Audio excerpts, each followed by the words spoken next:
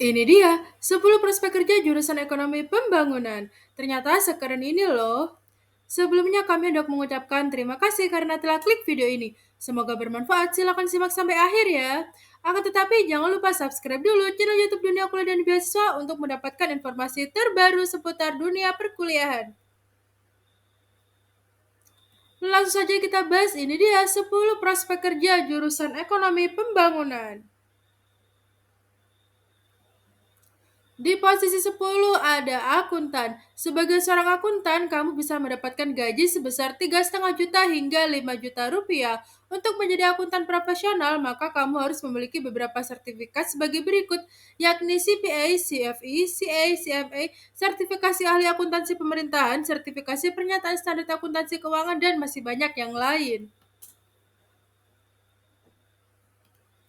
Di posisi 9 ada trend analis. Tugas dan tanggung jawab seorang trend analis adalah melakukan perancangan dan pengembangan desain tentang stok distribusi. Selain itu juga melakukan pemasaran produk perusahaan dengan langkah penjualan sesuai SOP perusahaan. Gaji untuk posisi trend analis ini sekitar 3 hingga 8 juta rupiah. Di posisi ke-8 ada pendidik. Jika kamu suka mengajar, maka kamu bisa untuk menjadi seorang guru atau desa. Jika kamu suka mengajar, maka kamu bisa menjadi guru atau dosen untuk studi ekonomi. Untuk posisi dosen, kamu harus menempuh pendidikan lanjutan dulu ya, minimal S2 di jurusan yang serupa. Gaji seorang pendidik di antara gaji seorang pendidik Gaji seorang pendidik rentangnya antara 3 hingga 7 juta rupiah dengan tambahan bonus dan berbagai tunjangan. Di posisi ketujuh ada ekonom. Tugas seorang ekonom adalah melakukan identifikasi atau permasalahan ekonomi di suatu kota, daerah, atau negara. Selain itu juga meneliti isu atau permasalahan ekonomi yang sedang terjadi. Seorang ekonom memiliki range gaji sekitar 4 hingga 6 juta rupiah. Di posisi keenam ada seorang financial analyst. Di posisi keenam yakni financial analyst, seorang financial analyst akan bertanggung jawab untuk melakukan perencanaan dan analisis keuangan perusahaan. Selain itu, kamu juga akan bertanggung jawab untuk memutuskan strategi komersial yang disesuaikan dengan kebutuhan perusahaan. Gaji financial analyst adalah sekitar 7 hingga 9 juta rupiah per bulan. Di posisi kelima ada Di posisi kelima ada sistem analis.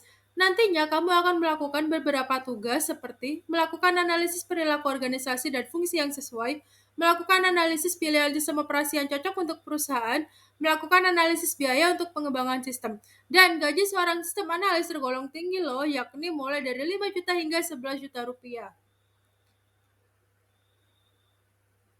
Di posisi keempat ada bisnis analis. Prospek kerja ekonomi pembangunan yang satu ini memiliki gaji yang tinggi loh. Setiap bulannya kamu akan mendapatkan kisaran gaji 4 hingga 12 juta rupiah. Tugas yang harus kamu kerjakan adalah untuk melakukan analisis dan observasi tentang perilaku konsumen. Nantinya hasil analisis akan digunakan untuk meningkatkan mutu dan kualitas produk perusahaan. Di posisi ketiga ada kredit analis. Ada berbagai jenis kredit yang dikeluarkan oleh suatu perbankan. Dari setiap kredit tersebut akan dicocokkan kepada nasabah yang mengajukannya.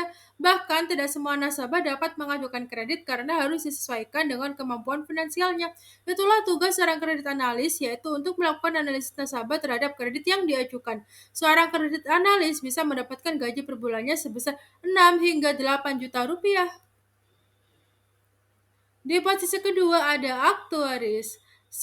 Apakah kamu pernah mendengar peran aktuaris? Peran ini ternyata bukan tentang perairan, tetapi lebih kepada produk asuransi. Tugas yang dikerjakan adalah melakukan perancangan produk asuransi dan menetapkan status keuangan serta proyeksi perusahaan di berbagai jangka waktu. Gaji aktuaris adalah sekitar 4 hingga 7 juta rupiah. Lalu di Lalu di posisi pertama diduduki oleh market analis. Prospek kerja ekonomi pembangunan yang terakhir adalah market analis. Gaji seorang market analis rata-ratanya adalah minimal 5 juta hingga 4 kali lipatnya dengan tugas untuk melakukan analisis kegiatan pasar dari berbagai sektor. Nah, itu dia 10 prospek kerja jurusan ekonomi pembangunan. Terima kasih sudah menyimak, semoga harimu menyenangkan.